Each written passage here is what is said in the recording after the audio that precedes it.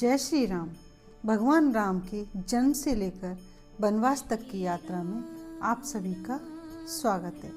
आज हम बात करते हैं माता कैकेयी की, जो राजा दशरथ की सबसे प्रिय रानियों में से थी और बीच की रानी थी और जो कि रामायण का आधार भी थी और भगवान राम को मर्यादा पुरुषोत्तम बनाने में भी माता कैकेयी का विशेष योगदान रहा है।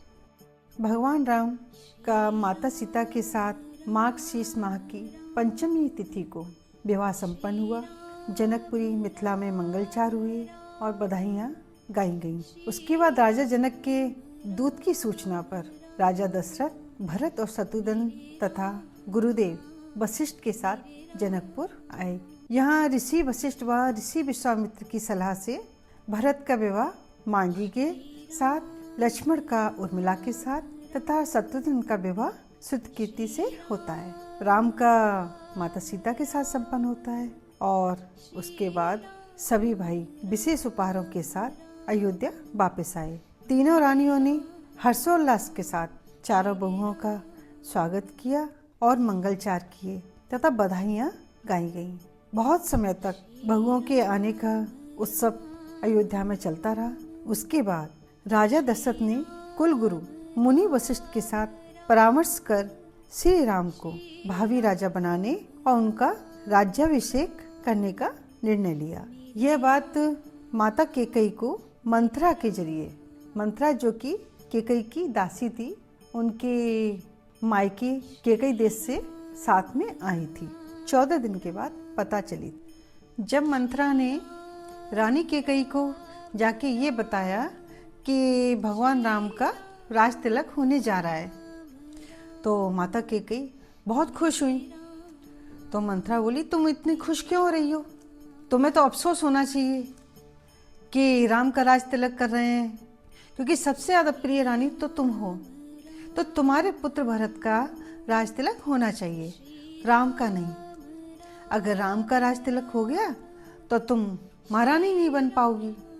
कैकेयी ने उसकी बात सुनी और तुरंत उसके दिमाग में कुछ पिछली घटनाएं ताज़ा हो गईं और वो वहाँ से जाकर कोप भवन में चली गई। कोप भवन में जाकर के खुद को बंद कर लिया।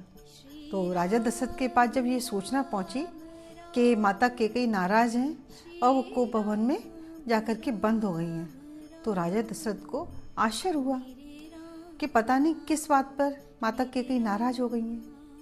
तो राजा दशरथ आए, कोप भवन में रानी से मिले। तो माता कैकेयी बोली, आपने मुझे बताया नहीं कि आप राम का राज तिलक करने जा रहे हैं। मैं चाहती हूँ मेरे पुत्र भरत का राज तिलक हो। तो राजा दशरथ बोले, ऐसा कैसे हो सकता है, राम सबसे ज्येष्ठ हैं। तो कैकेयी फिर जिद पे अड़ गई, बोली, नहीं, मैं चाहती हूँ मेरे पुत्र भरत का राज तिलक होना चाहिए, और अगर आप नहीं कर सकते तो फिर मुझे 2 वरदान दीजिए मेरे, जो आपने मुझे बहुत पहले देने के लिए कहा था। तो राजा दशरथ बोले, ठीक है, मांगो वरदान, क्या मांगती हो?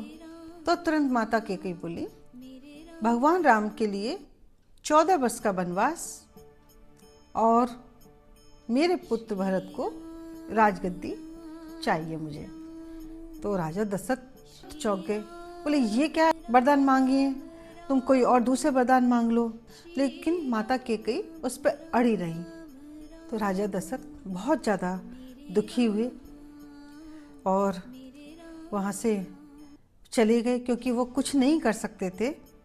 क्योंकि एक कहावत भी कही है, रघुकुल रीत सदा चले आई, प्राण जाए पर बचन न जाए।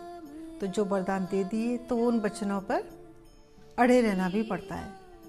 अब माता कैकेयी ने ये 2 वचन क्यों मांगे, इसके पीछे एक घटना है कि जब माता कैकेयी का विवाह राजा दशरथ के साथ हुआ था, तो श्रवण कुमार के पिता रत्न ऋषि राजा अश्वपति के राजपुरोहित थे और रत्न ऋषि ने ही कैकेयी को सभी शास्त्र, वेद और पुराणों की शिक्षा दी थी।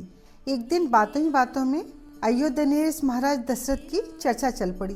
तो रत्न ऋषि ने कैकेयी को बताया कि राजा दशरथ की कोई भी संतान राजगद्दी पर नहीं बैठ पाएगी, और साथ ही बताया कि ज्योतिष गणना के आधार पर यदि राजा दशरथ के बाद यदि 14 वर्ष तक कोई भी संतान गद्दी पर बैठी तो रघुवंश का नाश हो जाएगा। और ये बातें कैकेयी ने अपने हृदय में बिठा ली थी। माता कैकेयी के राजा दशरथ के विवाह के बाद 10वां देवासुर संग्राम हुआ था, जिसमें कि राजा इंद्र ने असुरों के विरुद्ध युद्ध लड़ने के लिए राजा दशरथ को सहायता के लिए बुलाया था। रानी कैकेयी राजा दशरथ की सबसे प्रिय पत्नी थी और साथ ही युद्ध विद्या में भी निपुण थी। तो वो सारथी के रूप में राजा दशरथ के साथ युद्ध में गई थी। वहाँ राजा दशरथ जब बहुत ज़्यादा घायल हो गए थे तो रानी कैकेयी ने वीरतापूर्वक युद्ध लड़ते हुए राजा दशरथ को युद्ध स्थल से बाहर निकाल लाई थी और राजा दशरथ की जान बचा ली थी।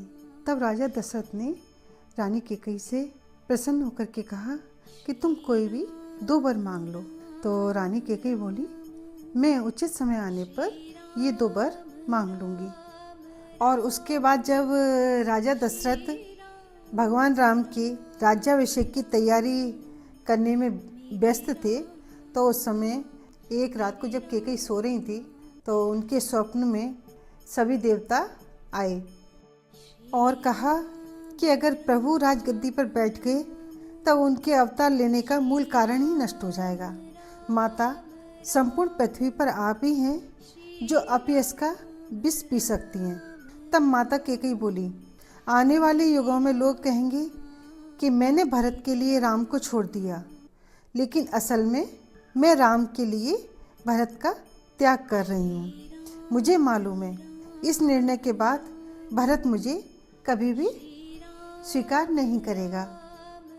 कैकेयी प्रभु श्री राम से बहुत प्रेम करती थी, लेकिन राजा दशरथ के हाथों बाण लगने से श्रवण कुमार की मृत्यु हो गई थी, जिसके बाद परिस्थितियोंवश पुत्र वियोग में विलाप करते हुए श्रवण कुमार के माता पिता ने राजा दशरथ को श्राप दिया कि जिस तरह से वे पुत्र वियोग में प्राण त्याग रहे हैं, उसी तरह राजा दशरथ की मृत्यु भी पुत्र वियोग में होगी। ये बात माता कैकेयी भली भांति जानती थी। प्रभु श्री राम राजा दशरथ के ज्येष्ठ पुत्र थे। राजा दशरथ की मृत्यु पुत्र वियोग में होने का मतलब था कि श्री राम की मृत्यु, और कैकेयी अपने प्रिय पुत्र को खोना नहीं चाहती थी। इसलिए उन्होंने राम के लिए 14 वर्षों का वनवास मांग लिया। साथ ही कैकेयी नहीं चाहती थी कि उनका प्रिय पुत्र रघुवंश के नाश का कारण बने, और उन्होंने यह वरदान मांगा कि उनके पुत्र को राज्य दिया जाए। सभी की भलाई के लिए कैकेयी ने अपने पुत्र की घृणा को भी स्वीकार कर लिया। प्रभु श्री राम ने स्वयं माता कैकेयी को कभी गलत नहीं कहा। साथ ही जब भरत ने अपनी माता को कटु वचन कहे तो प्रभु श्री राम ने उन्हें सदा ही रोका था। माता कैकेयी ही भगवान राम को मर्यादा पुरुषोत्तम बनाने का कारण थी, और साथ ही रामायण का आधार भी माता कैकेयी ही थी। आप सभी मुझे जो इतना स्नेह दे रहे हैं, इसके लिए आप सभी का बहुत बहुत धन्यवाद, और ये स्नेह आप ऐसे ही बनाए रखिएगा। यदि आपको ये छोटी सी जानकारी पसंद आई हो तो प्लीज़ लाइक एंड शेयर करें और सब्सक्राइब करना ना भूलें। कमेंट ज़रूर करें, और राम के जन्म से लेकर वनवास तक की यात्रा में आपके साथ में फिर मिलती हूँ आपसे। जय श्री राम।